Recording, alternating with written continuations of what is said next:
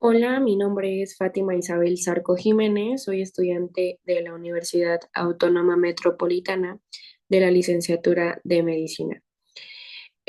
Hoy les voy a hablar de una enfermedad respiratoria muy importante, el cual lleva el nombre de síndrome de apnea obstructiva crónica. Bueno, dentro del contenido que abarcaremos está la definición de la enfermedad, su epidemiología, la cual incluye también sus factores de riesgo, así como la etiología y la fisiopatología, que es muy importante, además de los síntomas de esta enfermedad, el cual abarca el cuadro clínico, estudios complementarios, anatomía patológica, tratamiento y medidas preventivas.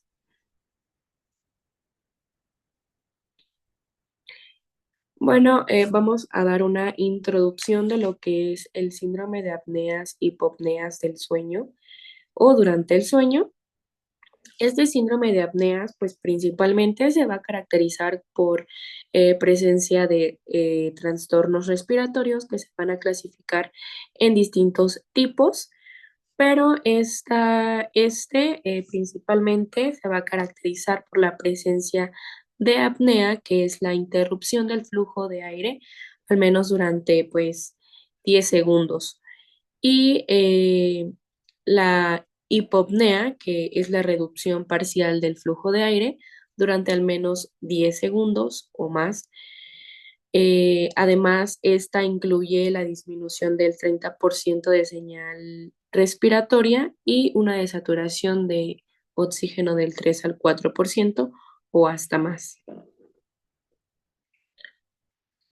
Dentro de este síndrome de apnea, pues vamos a tener algo que se denomina índice de apneas o hipopneas, que es muy importante para diagnosticar y determinar pues la gravedad de este síndrome, el cual se va a determinar mediante la suma de episodios de apnea o hipopnea divididos entre las horas de sueño que se le realizarán en un estudio.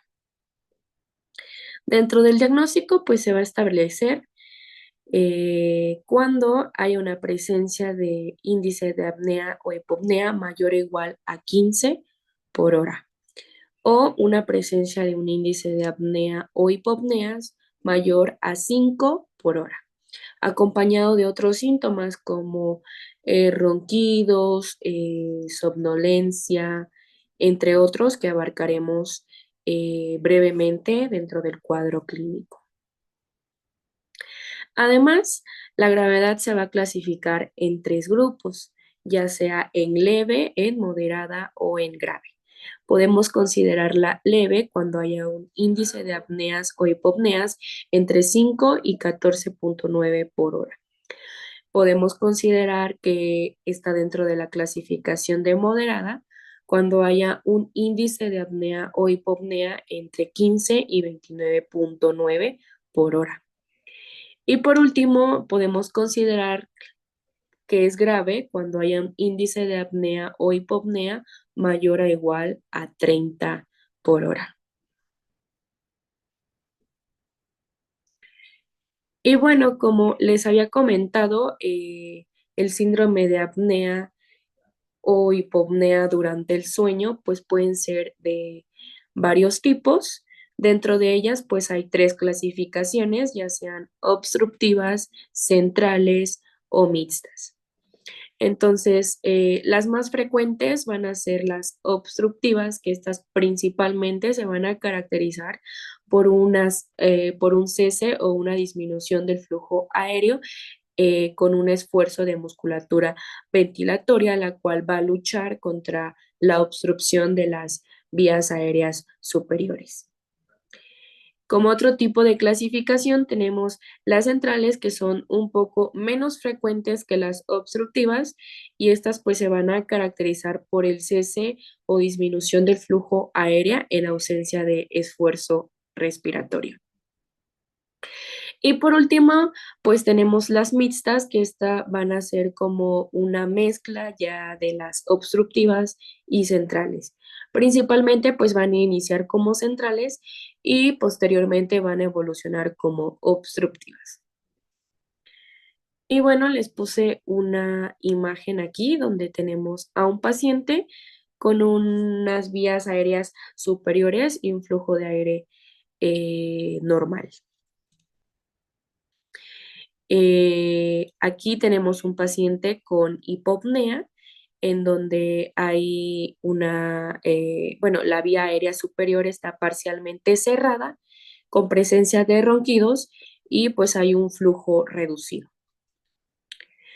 Y por último, tenemos un paciente con apnea. Como podemos ver, pues hay un cierre total de las vías aéreas superiores. A diferencia de la hipopnea, pues aquí no hay ronquidos y pues ese es el ejemplo.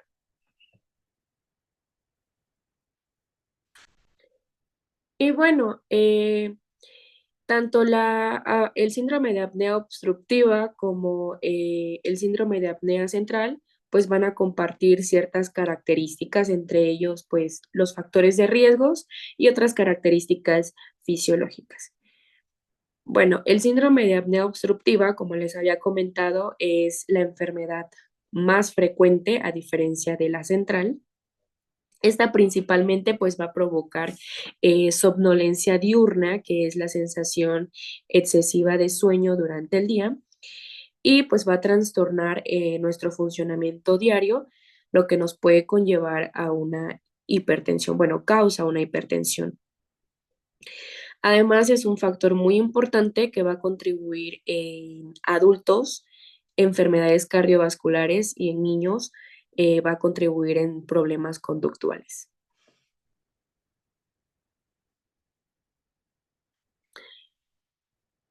Bueno, y el síndrome de apnea central, como les había dicho, es mucho menos común que el síndrome de apnea obstructiva. Esta, pues ya puede ocurrir ya sea por un trastorno primario o por un trastorno secundario. Un trastorno primario ya sea en respuesta a una gran altitud o secundaria, pues ya sea a un fármaco o por un trastorno médico. Además, en pacientes, pues se les ha interrogado y han comentado que eh, se presentan con despertares frecuentes y con una fatiga diurna. Además, estos pacientes pues tienen el riesgo mucho mayor de con el tiempo producir insuficiencia cardíaca y fibrilación auricular.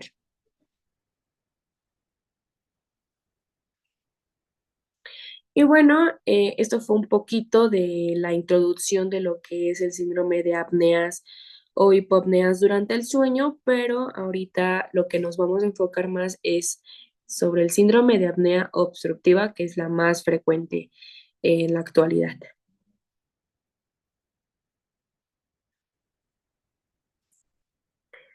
Y bueno, esta podemos definirla, perdón, como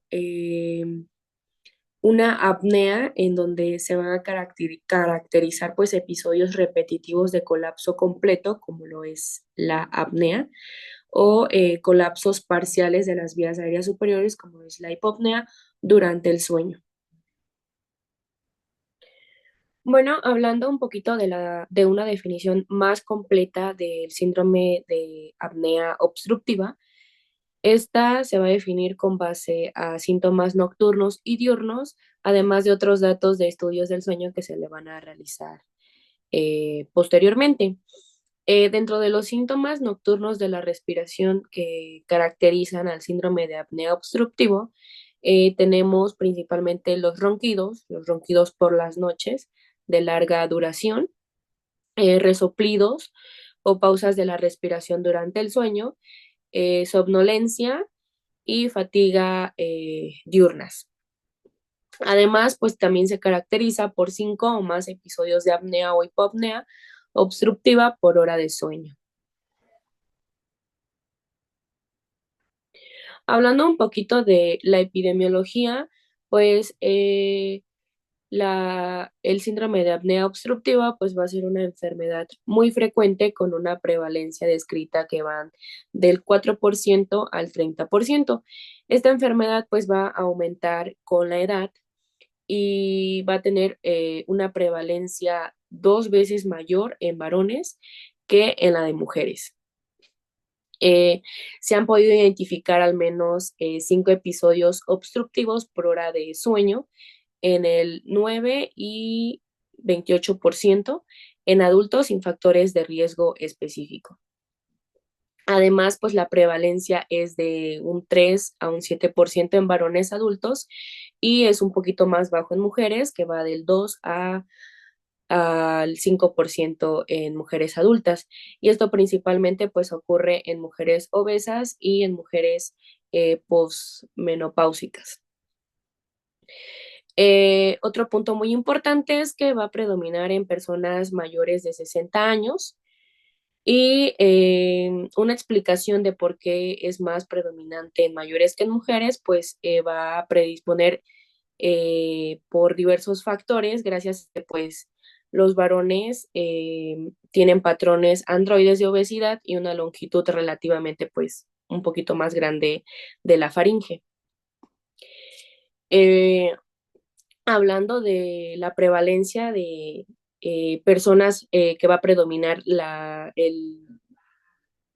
el síndrome de apnea obstructiva, va a predominar principalmente en personas con hipertensión arterial, en personas que hayan sufrido pues accidentes cerebrovasculares previos, que presenten insuficiencia cardíaca y fibrilación auricular, así como personas que tengan infarto al miocardio agudo.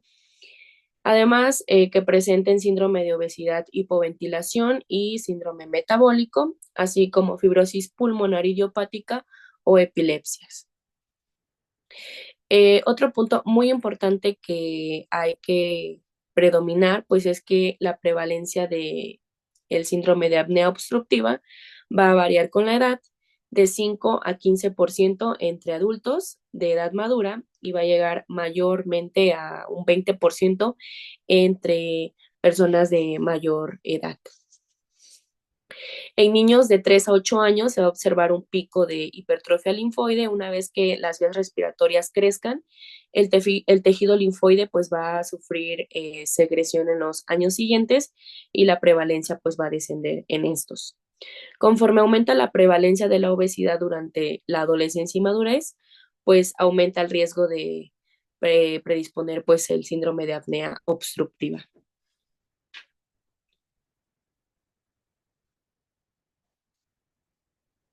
Y bueno, otro punto muy importante que hay que enfatizar, pues es que entre el 40 al 60% de los casos de síndrome de apnea obstructiva, pues se van a atribuir a un peso excesivo, principalmente pues la obesidad y la diabetes. Bueno, la obesidad pues va a predisponer principalmente por el efecto estenosante que va a tener la grasa de las vías respiratorias sobre la luz faríngea. Además, pues esta va a reducir la elasticidad de la pared torácica y va a disminuir pues los volúmenes pulmonares, lo que nos va a conllevar a una pérdida de la transición caudal sobre las estructuras de las vías respiratorias altas. Otro punto importante en la epidemiología es que en Estados Unidos los individuos de raza negra, particularmente niños y adultos jóvenes, pues van a tener un mayor riesgo de poder padecer este síndrome de apnea obstructiva. Em, la incidencia va a ser mucho mayor en afroamericanos de una edad de 25 a 65 años o en ancianos mucho mayor de 65 años que predispongan de esa edad. Además, tienen una incidencia mayor los asiáticos adultos. Y bueno, las mujeres posmenopáusicas y obesas, pues como les había comentado, en mujeres adultas posmenopáusicas y obesas, pues van a ser más propensas de proveer esta enfermedad. Y como dato interesante o importante, Agregó que pues los individuos obesos tienen un riesgo 4 veces mayor de poder padecer este síndrome de apnea obstructiva que otras personas que tengan un peso normal. Además, pues el aumento de 10% en el peso se acompaña de un incremento mayor del 30% en el índice de apneas hipopneas. Bueno, como factores de riesgo, principalmente, pues entre los que predisponen es la obesidad, el sexo masculino y la edad, como les había comentado, va aumentando con la edad, más frecuente en mayores de 60 años, en ancianos. La obesidad es un factor muy importante y pues el sexo masculino también. Además, otro de los factores de riesgo importante, pues es la retrognatia, que es el tipo de maloclusión que se refiere a una posición posterior anormal del maxilar o la mandíbula, pero principalmente de la mandíbula. Y la micrognatia, que pues aquí la mandíbula presenta un grado de desarrollar menor al normal para la edad y del físico del paciente. Otro de los factores que predisponen importantes pues son antecedentes familiares positivos a este síndrome de apnea obstructiva y a síndromes genéticos que reduzcan la luz de las vías respiratorias, eh, como el síndrome de Down o Treacher-Collins. Además, entre ellos está la hipertrofia adenoamigdalina, la menopausia y las mujeres adultas obesas también es un factor de riesgo, así como síndromes endocrinos como la acromegalia o el hipotiroidismo.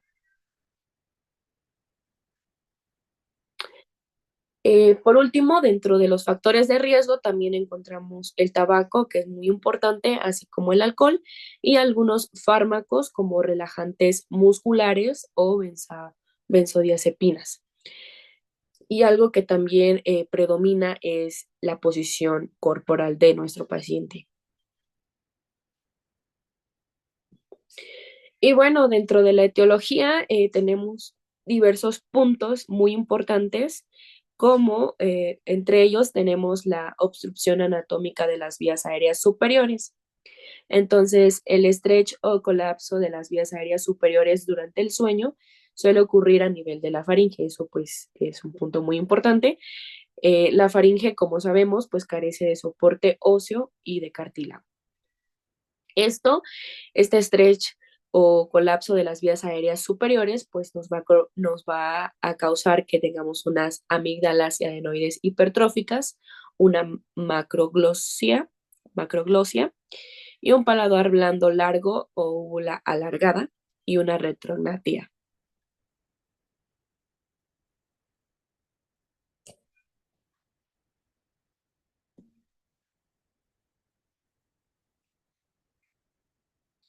Otro de los factores muy importantes es la obesidad, como se los he estado mencionando tanto en la epidemiología, en los factores de riesgo, ya que pues la acumulación de tejido graso alrededor del cuello va a estrechar la vía aérea superior, lo que pues reduce la capacidad pulmonar y contribuye a que haya un colapso durante el sueño. Además, otro punto muy importante en la etiología, pues es la inflamación o la presencia de una congestión nasal crónica, como por ejemplo obstrucciones nasales como la rinitis alérgica o tener pues el tabique desviado. Además, otro punto muy importante es el tono muscular disminuido durante el sueño. Como sabemos, el tono muscular pues disminuye de forma natural, ¿no? Entonces, esta relajación va a facilitar que haya un colapso de las vías respiratorias mientras dormimos. Eh, Otro de ellos pues es factores neuromusculares, lo cual conlleva una respuesta inadecuada de los músculos dilatadores de la vía aérea, por ejemplo, el músculo dilatador geniogloso, lo que conlleva a que haya un colapso de la faringe. Uno de los puntos muy importantes dentro de la etiología, pues, es el alcohol y los sedantes. Estos, pues, van a relajar aún más los músculos de las vías aéreas superiores, lo que va a conllevar a que haya un colapso de estas vías. Otro, pues, son los factores genéticos y antecedentes familiares. Por ejemplo, los antecedentes familiares, como sabemos, pues aumentan el riesgo de contraer el síndrome de apnea obstructiva y pues las características anatómicas y los patrones respiratorios pueden tener una predisposición genética dentro de estos. Bueno, hablando un poquito de de la fisiopatología, que es muy importante comprenderla y saber el mecanismo de esta enfermedad, pues los pacientes, bueno, como primer punto, los pacientes que padecen del síndrome de apnea obstructiva repiten el ciclo de sueño, apnea, hipopnea, cambios gasométricos y depresiones intratorácicos, despertar transitorio y pues fin de la apnea. Es como un ciclo consecutivo que se caracteriza del síndrome de apnea obstructivo. Y bueno, ahora les voy a explicar un poquito de los pasos que conllevan a esta enfermedad. Primero, como tal, pues tenemos una presión intraluminal faríngea negativa durante la inspiración. Esto, como sabemos, la faringe pues carece de hueso y cartílago, como ya se los había mencionado, por lo que su permeabilidad depende de los músculos dilatadores de esta. Eh, Posteriormente, pues hay una potencia muscular, lo que disminuye al inicio del sueño naturalmente y esto provoca pues episodios transitorios del colapso faríngeo, lo que nos lleva pues a un colapso parcial o totalmente durante 10 segundos o más, lo que conocemos como apnea e hipoapnea.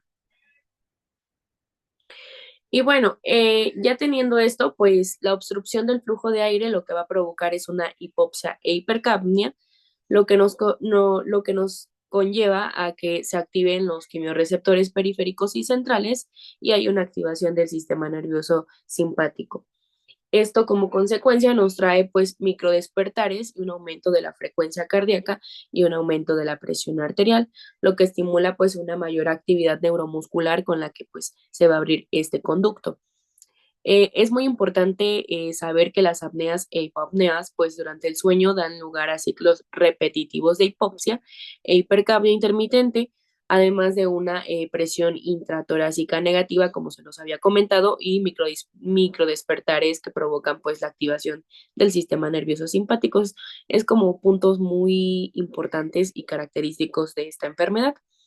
Y bueno, esta respuesta fisiológica va a desencadenar pues una respuesta biológica compleja en la que, en la que pues la inflamación, el estrés oxidativo y la angiogénesis y otros mecanismos pues sean intermedios de esta enfermedad que a continuación les voy a explicar un poquito.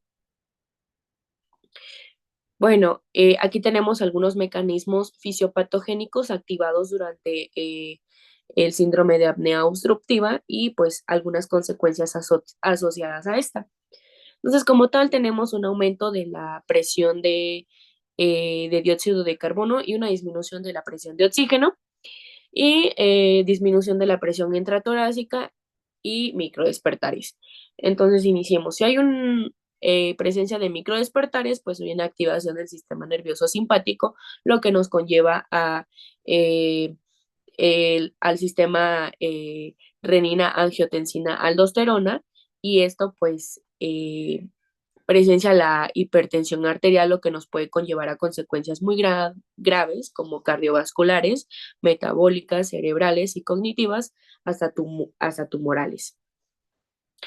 Y bueno, el aumento de la presión de dióxido de carbono, tanto como la disminución de la presión de oxígeno, nos puede conllevar a la activación del sistema nervioso simpático, como nos habían comentado, pero el aumento de la presión del sistema de dióxido de carbono aumenta el VEGF, lo que nos conlleva a la angiogénesis y nos puede llevar a que haya presión, hipertensión, pues arterial o disfunción endotelial, lo que nos puede contraer pues consecuencias muy graves. Y una disminución de la presión de oxígeno, pues aumenta el HIF1 y el NFK kappa.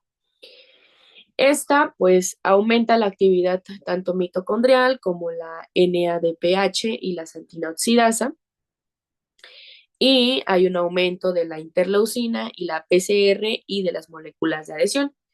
Entonces, al haber una actividad mitocondrial y de NADPH y santina oxidasa, pues nos lleva a un desbalance, ¿no? De la ET1, la TXA2 contra el NO y PGE2, lo que nos conlleva pues que hay una disfunción endotelial y nos puede contraer pues consecuencias muy graves como cardiovasculares, metabólicas, cerebrales y cognitivas.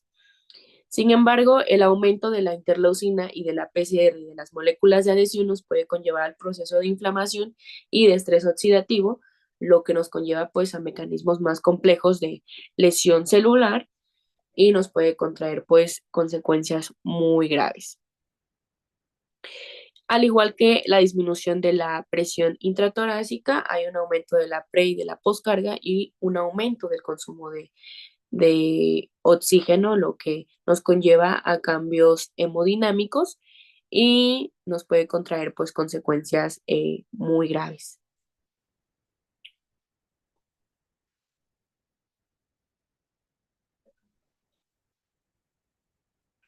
Y bueno, que, ¿cómo se colapsa el conducto, no? Este conducto principalmente pues se va a colapsar en distintos niveles.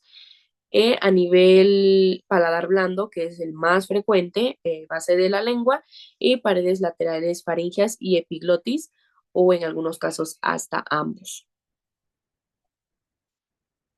Y bueno, aquí es un resumen chiquito de lo que les acabo de comentar. Empezamos con el sueño, hay una reducción de la actividad de los músculos dilatadores, lo que nos conlleva a un colapso de la vía aérea superior y que como consecuencia pues nos presencia una apnea o hipopnea, que pues ya sea el colapso parcial o completo de las vías aéreas superiores, y esto pues nos lleva a mecanismos más complejos, ¿no? Que haya presencia de hipercapnia e hipopsia.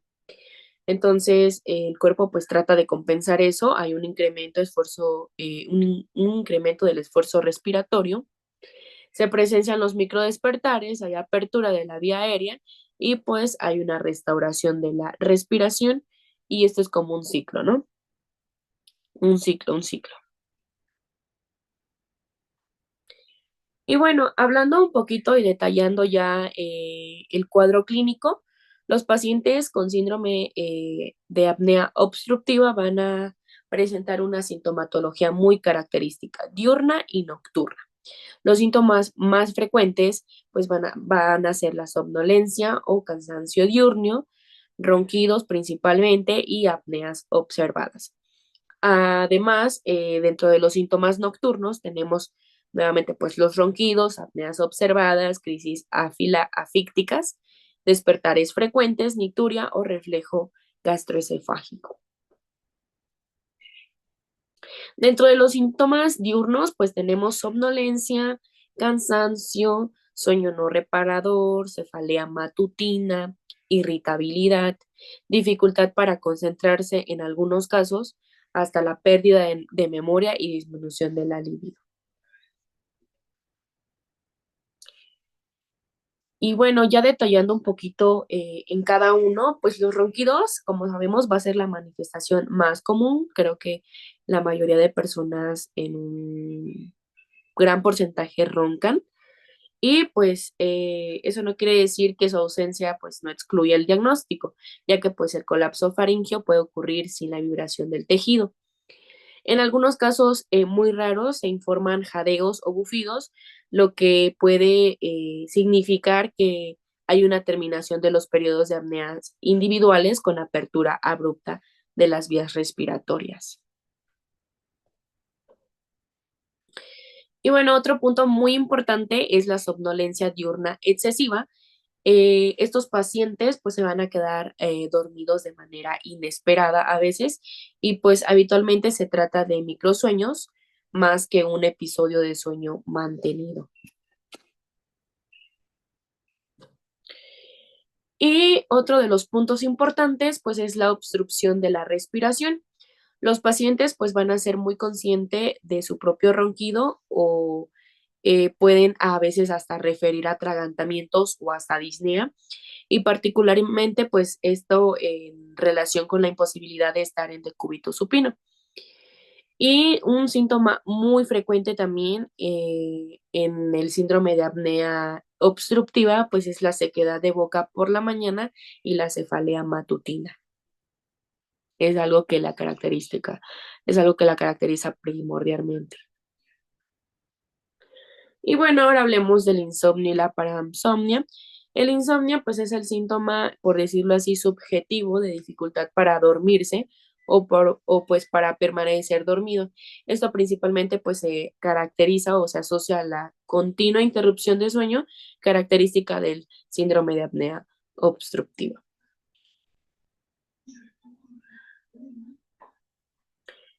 Y bueno, al igual pues puede haber alteraciones de la vía respiratoria superior.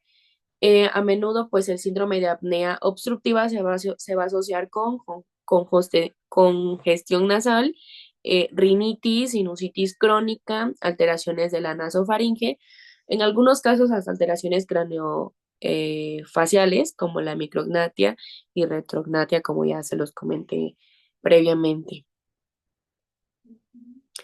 Otros síntomas muy importantes es la sequedad de boca matutina, como ya les había comentado, que es algo característico, acidez estomacal nocturna, diaforesis en el pecho y cuello, nicturia, cefalea matutina, problemas para concentrarse, irritabilidad y hasta puede conllevar pues alteraciones del estado de ánimo. Dentro de la exploración otorrinolaringológica, pues podemos observar una faringe edematosa y pequeña, como podemos ver en la imagen. Al igual, pues podemos ver amígdalas hipertróficas y obstrucciones nasales, como podemos observar en la imagen. Dentro de la exploración física, pues principalmente los pacientes van a presentar hipertensión y obesidad regional central, como pues dato, pues va a ampliar, bueno, va a indicar una amplia circunferencia de la cintura y el cuello, como se los había comentado, dentro de los factores de riesgo. Además, la orofaringe puede, en casos raros, pues muestra un orificio pequeño debido al agrandamiento de la lengua. Las amígdalas se pueden ver grandes o se puede observar un paladar muy arqueado o un velo del paladar muy bajo con úvula abultada. Bueno, hablando un poquito sobre los estudios complementarios, el estudio diagnóstico definitivo pues va a ser la polisomnografía o el polisomnograma. Este pues es definitivo para su diagnóstico y generalmente pues supone la monitorización durante toda una noche en un laboratorio de sueño nocturno. Principalmente los parámetros que va a evaluar pues es la electroencalografía, la electrooculografía, que este principalmente pues se va a ocupar para poder determinar los movimientos oculares rápidos característicos durante el sueño, además de la electrocardiografía, la electromiografía de piernas y mentón, medidas del esfuerzo respiratorio, el flujo aéreo, la saturación de oxígeno y el dióxido de carbono alveolar o arterial.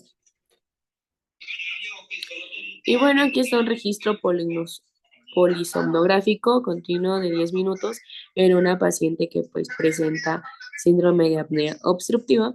Podemos observar pues las 14 apneas obstructivas que pues van a constituir un índice de apnea-hipopnea de 84 por hora. Todos estos episodios principalmente pues se van a asociar a un esfuerzo respiratorio creciente y decreciente cíclico y también a una ausencia de flujo aéreo, así como una desaturación de oxígeno y un aumento de la presión de dióxido de carbono al final pues del volumen corriente. Y bueno, aquí está otra imagen donde hay dos trazados polisomnográficos, uno que es normal que es el de la izquierda, y otro que presenta pues datos de síndrome de apnea obstructiva. Entonces podemos ver que en el cuadrante de la derecha pues hay cambios de flujo, que son las flechitas, y pues muestra apneas. No sé si pueden notar la diferencia entre el izquierdo y el derecho. Y bueno, podemos ver que la banda A muestra la banda abdominal, la banda T muestra la banda torácica. Podemos ver los datos del electrocardiograma, que sí está variable entre uno y otro, y del encefalograma, que casi no hay datos distintos, así como el electromiograma del geniogloso, que es el EMG. Aquí sí hay como que una diferencia, si se dan cuenta, y un electrooculograma.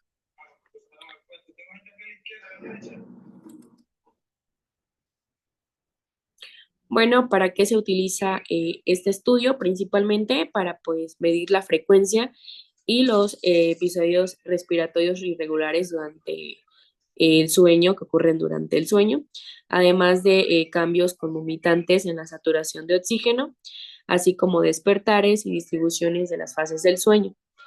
Además, pues nos permiten definir la distribución de los estadios respiratorios. Algo que es muy característico, pues que este estudio es algo caro y complejo, es por eso que tenemos un segundo estudio complementario que utilizar,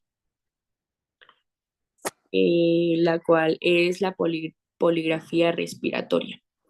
Esta principalmente pues se realiza en pacientes que tengan una sospecha de que padecen el síndrome de apnea obstructiva, ya sea intermedia, alta o demasiada alta.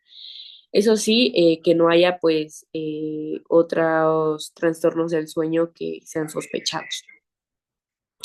La polografía respiratoria pues presenta las siguientes limitaciones. Como número uno, pues no evalúa ni la cantidad ni la calidad del sueño, así como no es capaz de poder identificar las hipopneas asociadas a microdespertares. Podemos ver esta imagen donde pueden observarse apneas obstructivas que se asocian a desaturación. Podemos ver los ronquidos, el flujo, la saturación de oxígeno, la banda T y la banda A.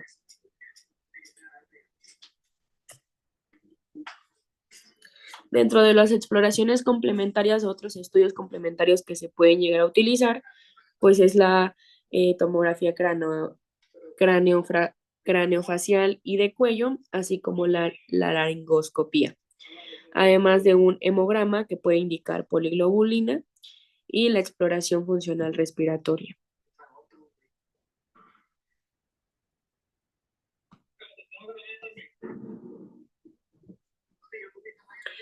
Y bueno, los episodios respiratorios que se califican y las guías de gravedad utilizadas durante un estudio del sueño. Eh, Dentro de ellas, pues es el índice de apnea e hipopnea, que ya les había comentado su definición, que pues nos muestra el número de apneas más hipopneadas por hora de sueño, al igual que el índice de trastorno respiratorio, que es el número de apneas e hipopneas más RERA por hora de sueño, así como la clasificación que podemos tener eh, del síndrome de apnea obstructivo, que es por 3 grados, ya sea moderada, ya sea leve, moderada o grave. Leve si es de 5 a 14 el índice de apnea hipopnea por hora. Moderada si es de 15 a 29 por hora, y grave se considera si es mayor o igual a 30 el índice de apnea hipopnea por hora.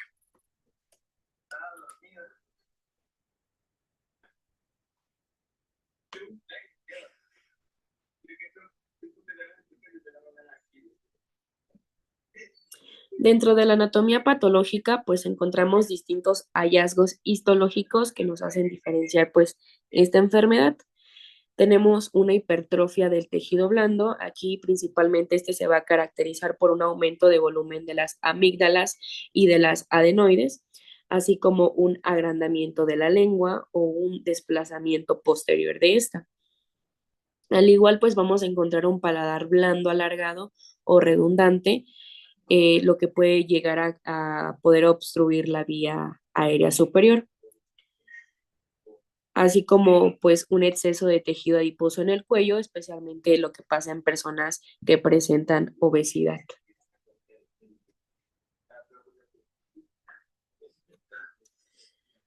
También encontramos algunos cambios musculares y neuromusculares, como por ejemplo la atrofia muscular crónica. Esta pues es debida a la exposición repetida al trauma mecánico por vibración, ya que puede llevar a cambios inflamatorios y fibrosis del paladar blando y otros músculos de la vía aérea superior. Así como también otro ejemplo es el deterioro neuromuscular, que este principalmente pues se observa eh, mediante una reducción en el control neuromuscular de las vías aéreas respiratorias superiores, lo que pues va a contribuir a que el paciente pues tenga una inestabilidad.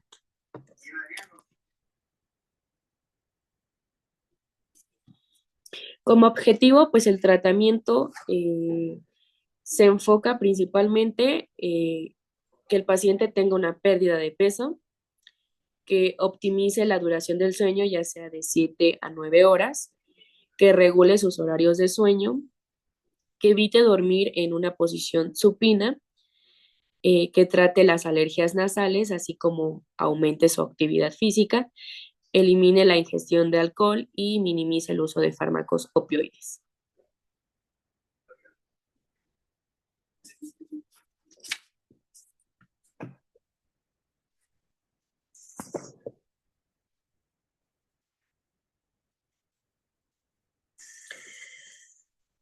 Bueno, pues hablando un poquito sobre el objetivo principal del tratamiento, este se enfoca principalmente en reducir la fragmentación del sueño, así como la asfixia repetitiva, además de la sobrecarga cardiovascular, metabólica y cerebrovascular, y pues aumentar el trabajo de la respiración asociados al síndrome de apnea obstructiva.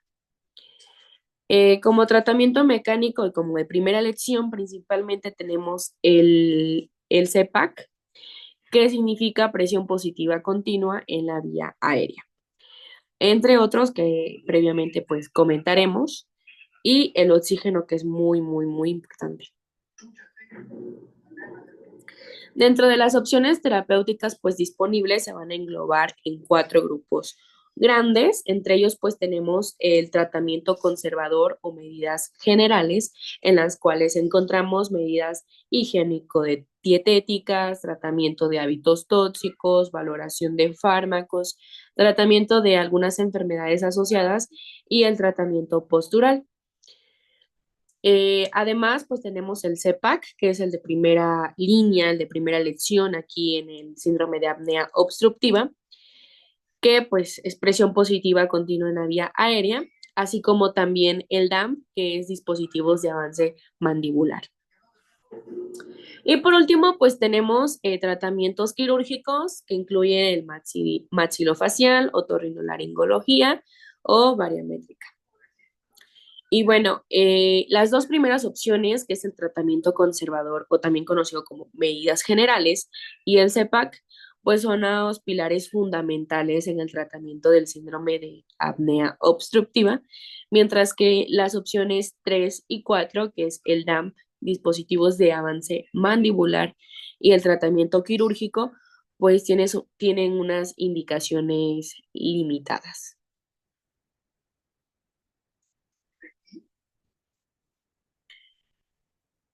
Algo que se me pasó comentarles es que el DAMP pues ha demostrado ser eficaces en pacientes bueno, que tengan o que padezcan un síndrome de apnea obstructiva leve o moderada y que tengan pues un bajo índice de masa corporal. Además, pues el tratamiento quirúrgico pues principalmente va a constituir en diversas técnicas que principalmente se van a enfocar en la resección parcial del paladar y pues se va a reservar principalmente para casos muy severos o muy graves con anomalías pues craneofaciales específicos. Y bueno, como les había comentado y hablando un poquito más a fondo del CEPAC, es el tratamiento de primera elección, de primera línea para el síndrome de apnea obstructiva. Este principalmente nos va a permitir pues reducir el índice de apnea y hipopnea, así como la somnolencia diurna, la desaturación de oxígeno, presiones arteriales, ya sea diurna y nocturna, y algunas presiones arteriales pulmonares. Además, pues también ayuda en el mejoramiento de la eficiencia del sueño, la calidad de vida y algunas funciones mentales ejecutivas.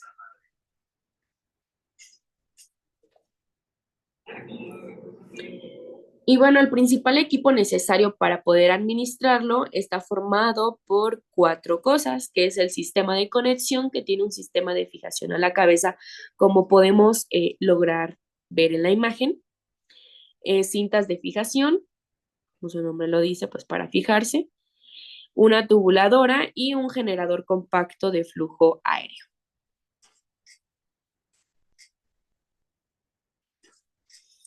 Y bueno, con la CEPAC, pues el nivel de flujo, el nivel fijo de presión positiva aplicado en la vía respiratoria superior va a actuar como una férula fisiológica durante el ciclo respiratorio, lo que nos va a permitir que esto pues llegue a una ventilación normal y nuestro paciente pues tenga un sueño más continuo y profundo.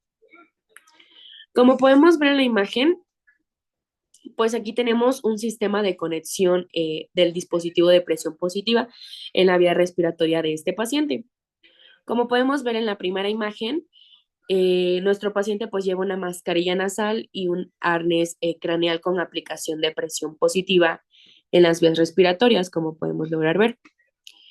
Esta presión positiva pues se va a aplicar solo en la vía respiratoria nasal. Y pues la apertura de la boca puede pues hacer que escape aire y reduzca la eficacia del régimen de la presión positiva. En la imagen 2 tenemos que nuestro paciente lleva almohadillas nasales, como podemos observar aquí. Esta pues se va a aplicar presión positiva directamente en las narinas y no va a recubrir pues la boca ni la nariz. Y por último, en nuestro paciente de la tercera imagen, pues aquí va a llevar una mascarilla facial completa.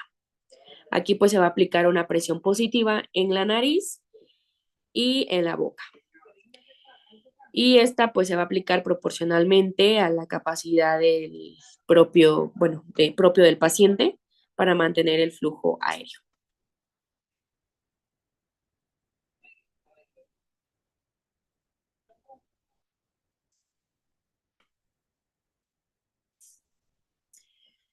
Y bueno, aquí les puse una tablita, bueno, una imagen donde podemos observar que en la parte superior puede verse que dice titulación manual de CEPAC.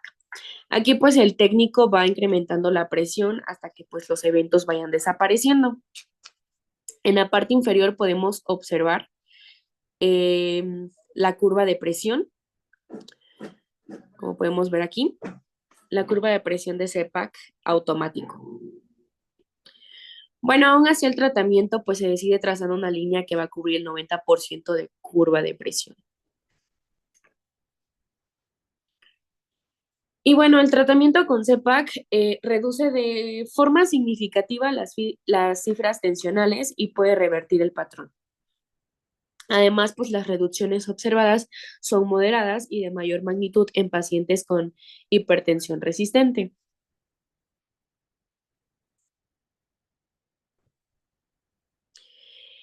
Algunos estudios o la mayoría de la mayoría de las bibliografías dicen que pues no se muestra ningún efecto positivo del tratamiento de CEPAC con pacientes que presenten enfermedades cardiovasculares y que pues no sean sintomáticos. La CEPAC pues no es un tratamiento curativo. Esto implica que pues su aplicación debe ser continua, ya sea durante la noche o durante el día. Es importante que el paciente pues tenga un adecuado control para que al inicio de la terapia, dada la experiencia en los primeros meses, pueda determinar pues el cumplimiento de su futuro. Y bueno, hablando un poquito sobre los efectos secundarios del CEPAC, pues tenemos la congestión nasal, la claustrofobia, dificultad para exhalar, equimosis en la eminencia nasal y aerofagia. Cada una con su perspectivo tratamiento.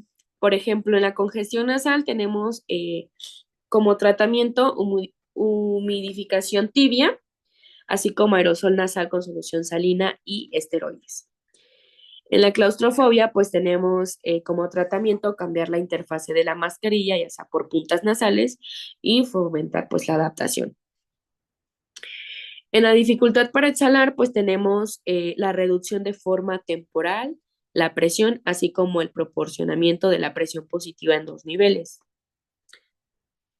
En la esquimosis, en la eminencia nasal, como tratamiento tenemos cambiar la interfase de la mascarilla y proporcionar protectores acoginados. Y por último, en la aerofagia tenemos pues la administración de antiácidos.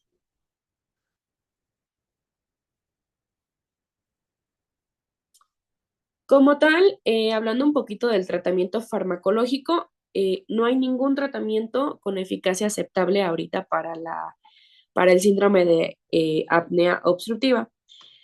Se han estudiado fármacos como la fluoxetina y paroxetina, pero aún no se han asociado con el síndrome de apnea obstructiva. Aún así, puede considerarse también el tratamiento hormonal para mejorar el trastorno respiratorio en mujeres posmenopáusicas. Como ya habíamos hablado un poquito del tratamiento quirúrgico, una de las técnicas quirúrgico pues es la traqueostomía. Esta principalmente pues va a evitar el punto de obstrucción de las vías aéreas superiores, va a reducir la morbilidad y la mortalidad y pues principalmente va a mejorar las alteraciones gasométricas en el síndrome de apnea obstructiva. Eh, Uno de sus puntos, por decirlo así, malos es que va a dificultar el habla y solo se reserva a casos muy graves, o sea, es como última opción de casos muy graves o en pacientes que tengan pues una apnea obstructiva, un síndrome de apnea obstructiva pues muy severo.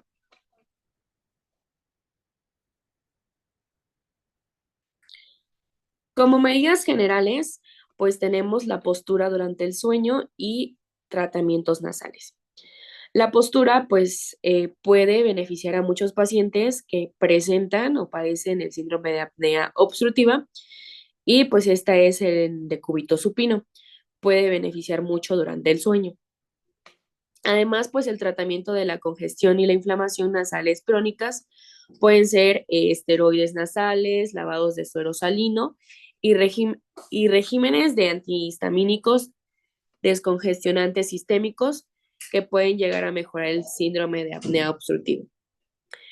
Y pues por último o por primera opción consideraría pues una consulta al otorrinolaringólogo.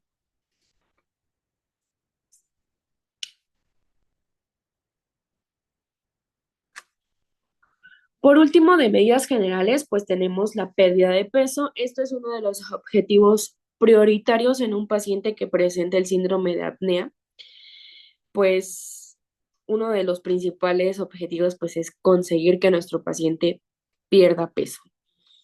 En pacientes con obesidad que consiguen perder peso sin cirugía, hay una gran mejoría, bueno, que padezcan el síndrome de apnea obstructiva. Y en pacientes con obesidad o que tengan un síndrome de apnea obstructiva muy marcada, eh, la mejor opción para reducir el peso pues es la cirugía bariátrica.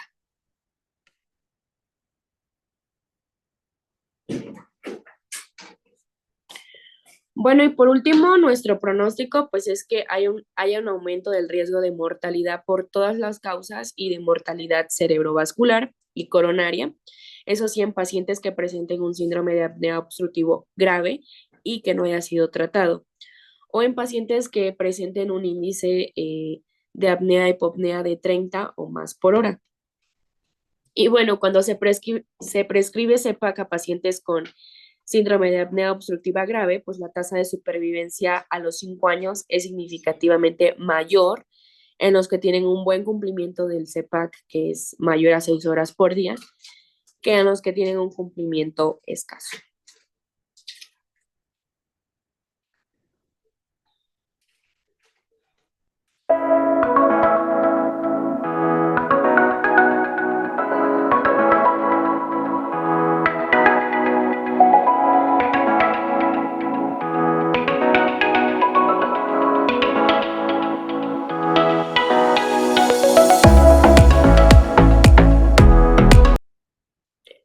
Bueno, ahora yo les voy a hablar un poquito sobre otro tema muy importante que entra dentro de este síndrome de apnea, hipopnea del sueño o durante el sueño, lo que es conocido como el síndrome de apnea central, que como pues habíamos comentado, es mucho menos frecuente si estamos hablando del síndrome de apnea obstructiva, pero que también es importante pues considerar y tomarlo como un tema muy amplio y pues muy importante. Bueno, vamos a empezar con su definición. La apnea central del sueño principalmente se va a definir como el cese del flujo respiratorio en ausencia de esfuerzo. ¿Esto qué quiere decir? Que durante un episodio de apnea central, pues como sabemos, no va a haber ni entrada ni salida de aire en los pulmones. Entonces, esto a diferencia de lo que habíamos comentado en el tema pasado, de lo que era la apnea obstructiva, aquí pues había un esfuerzo respiratorio fallido principalmente pues a la obstrucción de las vías aéreas superiores. Entonces, aquí en la apnea central del sueño, considerando pues no hay ningún intento alguno de respirar. Esto debido principalmente y de las principales causas es que el cerebro pues no envía señales a los músculos respiratorios para que se haga pues para que se realice esta función. La apnea central del sueño pues se ha relacionado con inestabilidad respiratoria por alto Lupkein, que significa ganancia de asa o con falta de estímulo procedente de los centros respiratorios. Esto, pues con otras palabras, quiere decir que en condiciones normales el cuerpo pues necesita ajustar la respiración en respuesta de los niveles de oxígeno y de dióxido de carbono en la sangre. Entonces, sin embargo, ¿qué pasa en algunas personas? Que este mecanismo pues es demasiado sensible o inestable pues para poder realizarse. Entonces aquí entra el concepto de loop KM, que significa ganancia de asa. Este término, como sabemos y hemos estudiado en otros temas, pues es un término principalmente usado en la fisiología respiratoria para poder describir qué tan sensible es el sistema respiratorio a los cambios en los gases sanguíneos. Bueno, algo que también es muy importante aquí es diferenciar lo que significa loop gain, que les acabo de explicar, y lo del término alto loop gain. Entonces, el término alto loop gain significa que el sistema es muy reactivo. Entonces, si hay una leve disminución del oxígeno o un aumento del dióxido de carbono, el cuerpo pues trata de compensar al hiperventilar, o sea, al haber una hiperventilación, y esto pues provoca que haya una caída excesiva del dióxido de carbono. Además, pues como sabemos, el control de la respiración pues está regulado principalmente por el tronco encefálico, que este principalmente pues monitorea los niveles tanto de oxígeno como de dióxido de carbono. Entonces, ¿qué pasa? Si estos centros no detectan correctamente la necesidad de poder respirar o no envían las señales adecuadas a los músculos respiratorios, pues la respiración se va a detener. Entonces se detiene temporalmente y esto es lo que causa principalmente pues la apnea central del sueño. Y bueno, aquí les puse un diagrama muy resumido de lo que consideramos pues la fisiopatología, por decirlo así, de la apnea eh, central del sueño. Y bueno, esta fisiología de la apnea pues está principalmente relacionada con el alto long gait que les acabo de explicar un poquito. Entonces, como sabemos, el alto love gain pues va a ser un sistema respiratorio con alta sensibilidad o una reacción exagerada a cambios en los niveles de dióxido de carbono. Entonces, esto principalmente, pues, ¿a qué nos va a conllevar? Nos va a conllevar a oscilaciones en la respiración en lugar de, pues, que la mantenga estable. Luego, pues, nos conlleva a lo que es la hiperventilación. Esto, pues, ¿qué sucede aquí? La respiración, pues, va a aumentar, ¿no? Va a aumentar de una manera muy excesiva en respuesta a una elevación previa de la presión de dióxido de carbono, lo que va a expulsar demasiado dióxido de carbono, provocando, pues, ¿cómo podría decir? Un descenso de la presión de dióxido de carbono, pues, por debajo del umbral de la apnea, brusco de este. Entonces, al haber este descenso, ¿qué va a pasar?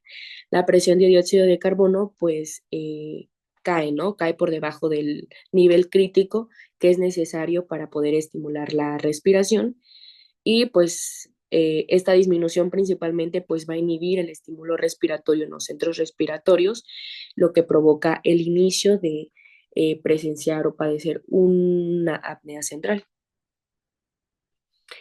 Entonces, pues el cese del flujo respiratorio principalmente va a ocurrir sin esfuerzo por parte de los músculos respiratorios debido a la falta de señal del cerebro. Entonces, durante este tiempo que pasa, la presión de dióxido de carbono comienza a acumularse lentamente en la sangre, como podemos ver aquí. Entonces, hay un aumento, ¿no? Hay un aumento de este por encima del umbral de la apnea. Entonces, al haber, pues, como les había comentado, una acumulación de dióxido de carbono, alcanza un nivel muy alto como para poder reactivar la respiración y el cerebro pues recibe la señal necesaria para poder aumentar ese esfuerzo respiratorio. Y por último, pues tenemos fin de la apnea central. Entonces, aquí pues la respiración se reinicia bruscamente y suele ser un poco exagerada, a lo que conocemos como la hiperventilación. Entonces, este ciclo vuelve a comenzar repitiendo pues la misma inestabilidad respiratoria. Primero pues tenemos un alto log gain, ahí sucede una hiperventilación, hay un descenso de la presión de dióxido de carbono, lo que nos conlleva al inicio de la apnea central, lo que nos conlleva un aumento de la presión de dióxido de carbono y podemos considerar que hay fin de la apnea central, pero este ciclo pues es muy repetitivo, ¿no?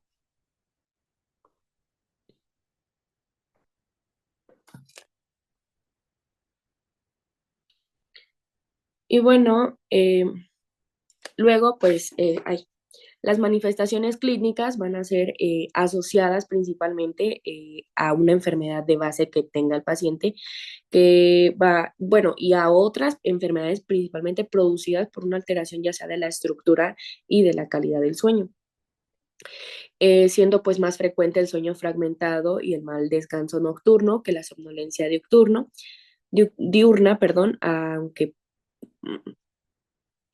las manifestaciones clínicas van a ser muy asociadas principalmente. Las manifestaciones clínicas de la apnea central del sueño van a ser principalmente asociadas a una enfermedad de base que tenga nuestro paciente. Entonces, como sabemos, pues la apnea central del sueño va a ser un trastorno que suele presentarse pues secundario a otras enfermedades subyacentes. Por ejemplo, un paciente que presente insuficiencia cardíaca, que presente enfermedades neurológicas, por ejemplo, un accidente cerebrovascular que presente, bueno, que se encuentre dentro de una altitud elevada, así como otras manifestaciones clínicas que pueden variar pues según esta enfermedad que presente el paciente, como por ejemplo disnea o fatiga, o bueno, la fatiga principalmente por la insuficiencia respiratoria o síntomas pues neurológicos en causa de un daño cerebral. Y bueno, también bueno, algo que se me pasó comentarles es que pues la apnea central principalmente va a fragmentar el sueño debido a las interrupciones constantes de la respiración. Entonces, como consecuencia, nuestro paciente, pues la persona que la padezca, pues no va a alcanzar las fases profundas del sueño, lo que pues va a afectar la recuperación física y mental durante la noche.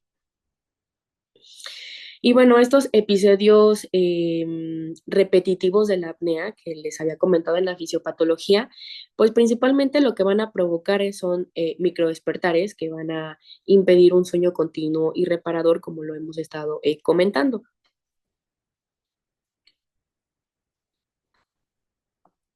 Hay otro de los síntomas que también no son tan frecuentes como en la obstructiva, pues es la somnolencia diurna, como les acabo de comentar, aunque no es muy común, pero puede ocurrir si el sueño pues es fragmentado y es severo.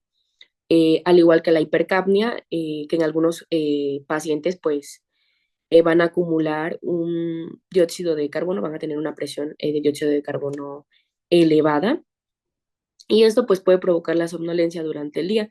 Esto pues va a ser más común en personas que padezcan la apnea central, pero en casos muy severos o muy graves, ¿no?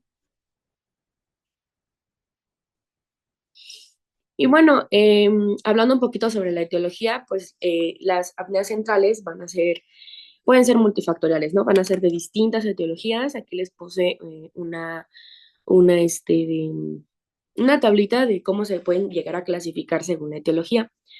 Tenemos principalmente, pues, las apneas centrales inducidas por fármacos.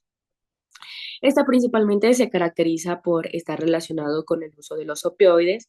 Su presencia va a aumentar al incrementar, pues, la dosis, ¿no? Principalmente se va a producir por una atenuación en la sensibilidad de los centros respiratorios, como ya habíamos comentado, y suelen cursar con hipercapnia. Luego están en segundo lugar pues las apneas centrales en relación con altitud o las apneas centrales en contexto de insuficiencia cardíaca. Entonces, estas van a ser más frecuentes a medida que aumenta la altitud. Suelen cursar principalmente con normocapnia o hipocapnia. Tienen una prevalencia del 21% al 37% en pacientes que sufren con insuficiencia cardíaca con fracción de eyección reducida, aunque también puede aparecer también en sujetos con fracción de eyección conservada. Además, al igual que la apnea central en relación con la altitud en contexto de insuficiencia cardíaca, las dos pues suelen cursar con normocapnia o hipocapnia. Y esta apnea central en contexto de la insuficiencia cardíaca principalmente se asocia a un incremento del riesgo de arritmias y pues puede conllevar a la muerte. Luego tenemos otro tipo que es la apnea central en contexto de enfermedades vasculares cerebrales. Esta principalmente se pueden observar en pacientes con ictus extensos y pueden ser muy frecuentes en la fase aguda. Y tenemos las apneas centrales primarias o idiopáticas. Estas son muy poco frecuentes, ocurren en muy poco porcentaje, pero es importante pues conocerlas, ¿no? Luego tenemos las apneas centrales en contexto de otras enfermedades. Estas principalmente se han descrito o se han relacionado con acromegalia o enfermedad renal terminal. Y por último, pues tenemos las apneas centrales emergentes con el tratamiento. Esta pues ocurre principalmente en pacientes, perdón, con síndrome de apnea obstructiva y en pacientes de alto Lobcain, que ya les expliqué más o menos el término. El tratamiento principal es la presión positiva al CPAC que puede provocar pues la aparición de apneas centrales. Estas apneas pues pueden ser transitorias y pueden desaparecer espontáneamente.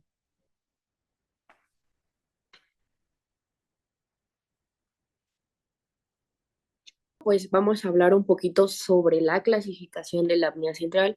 Entonces vamos a tener dos tipos. Las apneas centrales que van a cursar sin cambios en el patrón ventilatorio pre o post apnea y las apneas centrales que van a cursar con alteraciones en el patrón ventilatorio.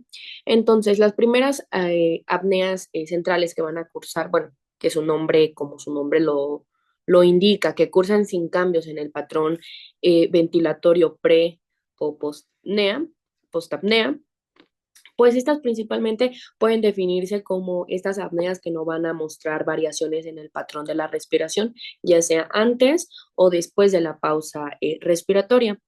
Puede ser causada por múltiples, múltiples causas, principalmente una de ellas la anomalía de los centros respiratorios. Problemas en el centro, bueno, en el control respiratorio del cerebro, pues va a hacer que no envíe las señales necesarias pues para poder respirar durante el sueño. Otra de las causas posibles podría ser el tratamiento con opioides, ya que pues estos deprimen el sistema nervioso central y esto pues va a reducir la señal respiratoria del cerebro. Y dentro de otras causas tenemos pues enfermedades como, bueno, afecciones neurológicas o metabólicas que pueden llegar a causar pues este tipo de apnea. Algo que sí es muy característico e importante pues considerar y saber es que aquí pues no hay oscilaciones marcadas en la respiración, ya sea antes o después de la apnea. Y pues la pausa respiratoria es más constante.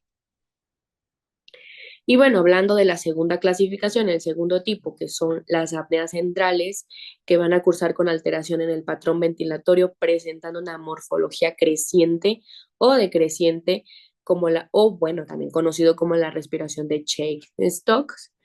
Pues este patrón de respiración principalmente se va a caracterizar por un aumento gradual de la profundidad de la respiración, seguido pues de una disminución gradual que va a ocurrir en la apnea central. Después de la apnea, el patrón de respiración pues vuelve a repetirse como un ciclo. ¿Cómo podemos definir a la respiración de Cheyne-Stokes? Bueno, principalmente pues va a ser un tipo específico de patrón respiratorio anormal y va a ser muy común en pacientes con insuficiencia respiratoria o que presenten pues enfermedades neurológicas. Se va a caracterizar por tener bueno, por tener o presenciar ciclos de respiraciones profundas y rápidas seguidas pues de una apnea central. Y bueno, este patrón es muy importante ya que pues es un signo de inestabilidad con el control, bueno, en el control respiratorio y pues que, bueno, se refleja pues que hay una mala regulación del dióxido de carbono.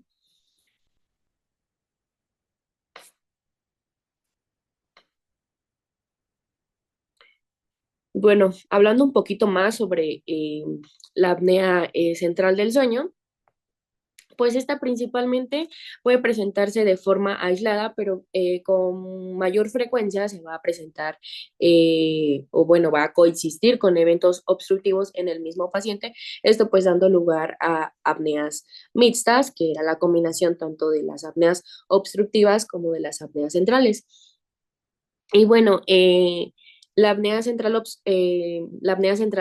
perdón, suele pues ser consecuencia de una mayor sensibilidad a los niveles de dióxido de carbono, lo que pues va a generar a nuestro paciente una inestabilidad respiratoria.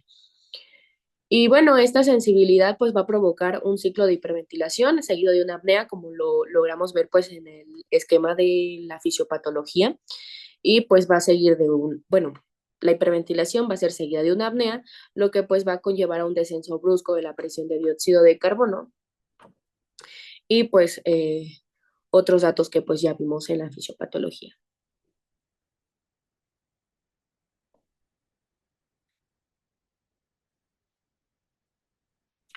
Bueno, una causa muy importante que va a contribuir pues al desarrollo de la apnea central del sueño, pues va a ser el retraso prolongado de la circulación entre los capilares pulmonares y los quimiorreceptores carotídeos.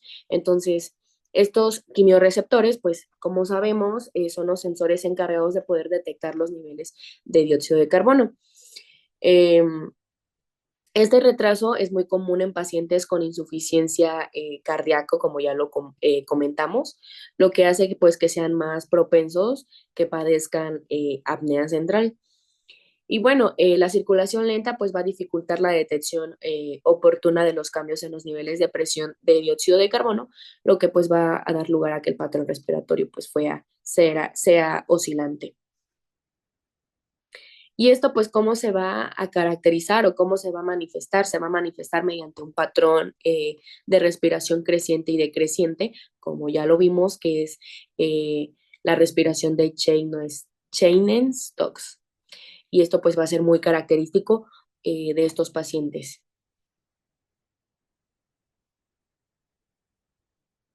Y bueno, esta imagen pues va a mostrar un estudio polisonográfico, como podemos lograr ver.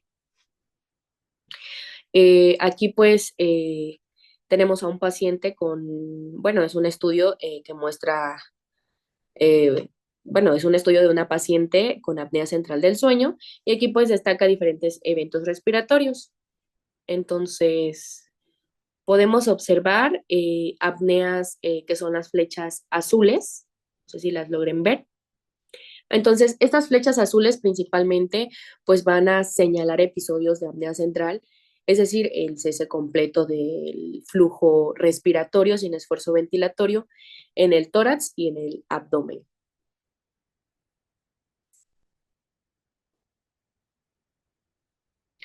Y bueno, estos eventos principalmente pues se van a producir debido a la falta de señal de los centros respiratorios para poder indicar la respiración, como ya lo hemos visto en diapositivas anteriores. Al igual, pues, este estudio nos muestra hipopneas, perdón, que son las flechas rojas, como podemos observar. Estas flechas rojas nos van a indicar un episodio de hipopnea central. Entonces, que esta principalmente, pues, es una reducción parcial del flujo respiratorio, pero también sin un esfuerzo respiratorio. Esto principalmente, pues, puede estar relacionado con la misma disfunción en el centro respiratorio de las apneas centrales. Al igual, este estudio pues nos muestra, como podemos ver, un patrón creciente decreciente, que son las flechas amarillas y las azules. Estas principalmente pues nos destacan un patrón de ventilación creciente y decreciente característico de la respiración de Cheyne-Stokes, como ya lo logramos ver. Y pues este patrón principalmente se va a observar como un aumento gradual de la amplitud de las ondas respiratorias, seguidas pues de una disminución progresiva, terminando en una, ya sea en una apnea o en una hipopnea. Al igual nos muestra la saturación de oxígeno. En la parte inferior de la imagen podemos lograr verla, que hay una variación en la saturación de oxígeno durante el sueño.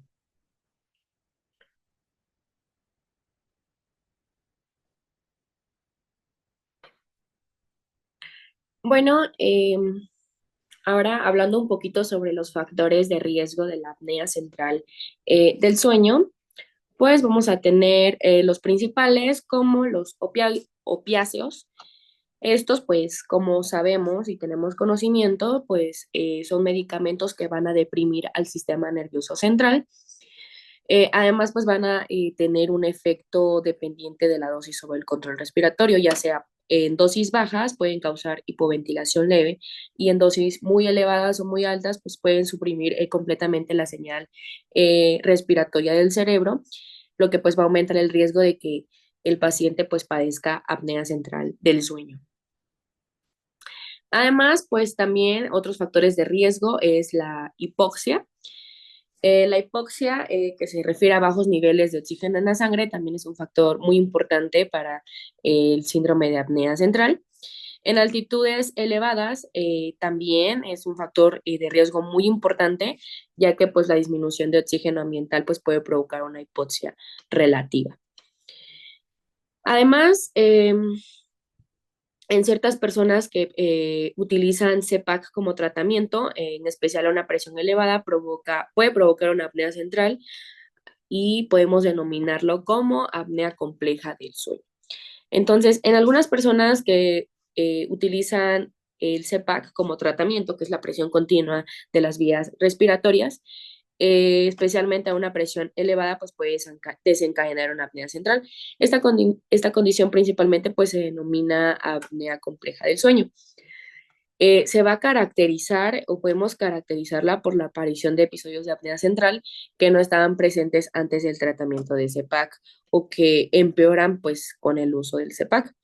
Es un desafío verdaderamente muy clínico porque el tratamiento destinado a mejorar la apnea obstructiva puede desencadenar pues la apnea central en estos casos.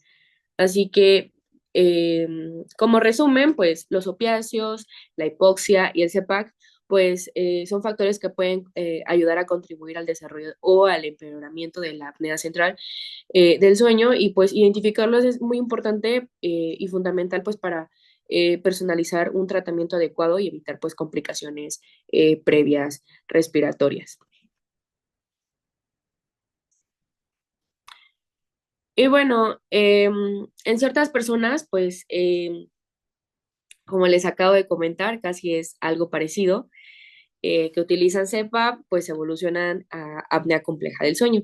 Esta principalmente, pues, se va a presentar cuando una persona con apnea obstructiva del sueño comienza a utilizar CEPAC, entonces en lugar de mejorar, pues va a desarrollar o empeorar episodios de apnea central. Esto, ¿por qué se causa, no? ¿Por qué sucede? Esto principalmente, pues, a presiones de CPAC muy elevadas puede llegar a disminuir el exceso del nivel de dióxido de carbono en la sangre. Entonces, al caer el dióxido de carbono por debajo del umbral, pues se apaga el impulso respiratorio con el cerebro y aparece la apnea central, que esto se los explica un poquito mejor en la fisiopatología de la apnea central, que es muy importante, pues, conocer, ¿no? La apnea compleja es un reto, literalmente pues un reto terapéutico porque el tratamiento indicado, como les había dicho, de la apnea obstructiva pues es el CEPAC, entonces este puede llegar a desencadenar eventos de apnea centrales. Y bueno, pues por último, la apnea central del sueño secundaria a una quimiosensibilidad amortiguada pues en raras ocasiones esta apnea central del sueño se debe a una alteración congénita o una alteración en la forma en que el cuerpo detecta y responde a cambios de dióxido de carbono y oxígeno. Entonces, aparece esto que denominamos el síndrome de hipoventilación central congénito o también conocido como síndrome de Undina. Entonces, ¿qué significa este síndrome? Este, pues, es un trastorno genético poco frecuente en el cual los centros respiratorios del cerebro, pues, no van a responder adecuadamente al aumento de dióxido de carbono. Entonces, esto nos conlleva a que suceda, pues, una hipoventilación y episodios de apnea. Entonces, algunos factores adquiridos que se requieren, pues, son enfermedades neurológicas y otras condiciones que puedan llegar a alterar, pues, de los quimiorreceptores o los centros respiratorios, pues, reduciendo así la sensibilidad a la presión de dióxido de carbono. Y como conclusión, por decirlo así, de la apnea central del sueño, puede manifestarse mediante dos formas muy complejas, que las acabamos de mencionar, que es la apnea compleja del sueño y la secundaria a una quimiosensibilidad alterada.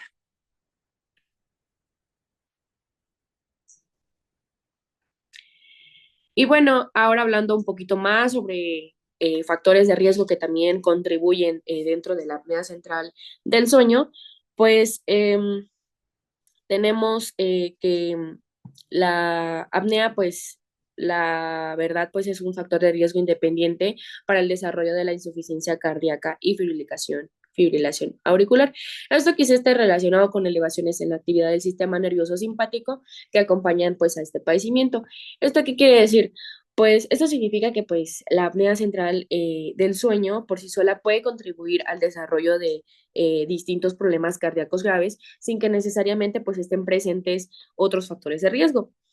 ¿Esto qué implica? Pues implica que los pacientes con apnea central pues tienen un riesgo mayor de desarrollar insuficiencia cardíaca y fibrilación auricular que previamente veremos.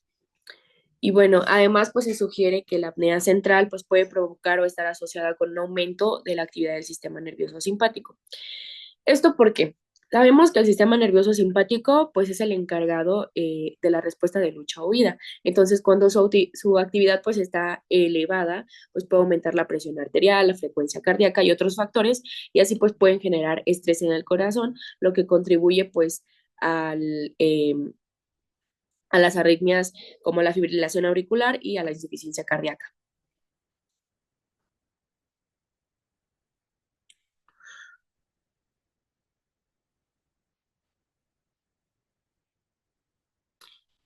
Bueno, algo que se me pasó explicar, pues como resumen de este texto, por decirlo así, pues la apnea central no podemos considerarla no solo como una condición que va a afectar a la respiración durante el sueño, sino también que puede predisponer en problemas cardíacos serios o puede ser un indicativo temprano en el daño en el músculo cardíaco.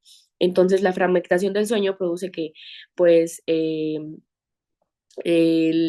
la apnea central genere síntomas como despertares repetitivos y pues fatiga principalmente.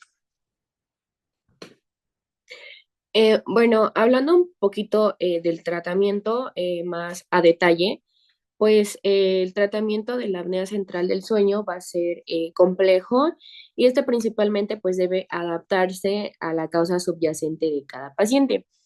Algunos estudios actualmente pues sugieren que el uso de oxígeno suplementario puede llegar a disminuir pues la frecuencia de las apneas centrales, especialmente pues en aquellos pacientes que lleguen a presentar hipoxemia.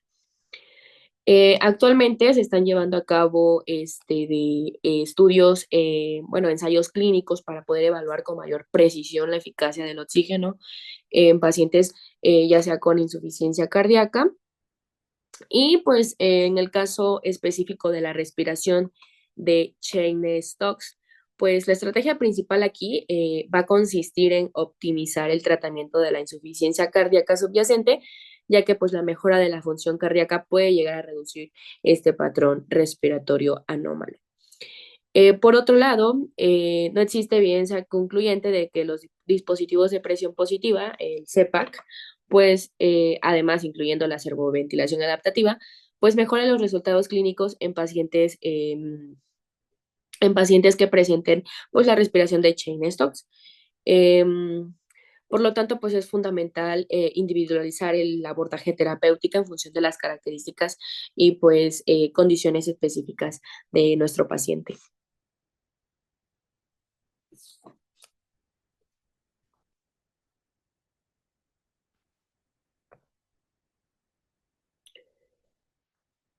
Ay, creo que aquí. Y bueno, por otro lado, como acabamos de comentar, el tratamiento principalmente se va a enfocar en identificar la causa subyacente de la enfermedad y en la medida de lo posible, pues tratar la enfermedad de condición que la origina. Tras esto, pues se recomienda utilizar CEPAC y este principalmente pues debe de realizarse mediante la polisomnografía, perdón, y después del tratamiento con CEPAC, pues el índice de apneas, hipopneas residual que sigue siendo igual o superior a 15 por hora. Y pues se debe de considerar pues la opción de un tratamiento con servoventilación adaptativa. Y bueno, ¿para qué se utiliza la servoventilación adaptativa? Pues este principalmente se utiliza para poder corregir las apneas y mejorar pues el tratamiento ventilatorio al ajustar pues dinámicamente el soporte de presión.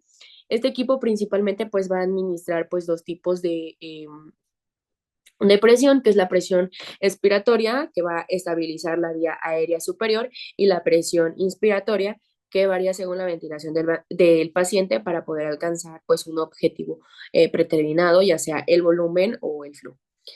Si la ventilación del paciente disminuye por debajo del objetivo, pues la presión de soporte aumenta para mantener la ventilación dentro del rango establecido.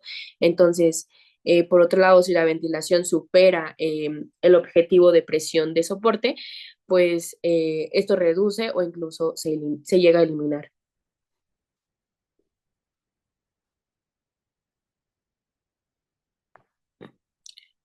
Y bueno, en el tratamiento de la apnea central, del sueño, como estamos comentando, pues en pacientes que presenten insuficiencia cardíaca, pues la aproximación terapéutica va a diferir ligeramente.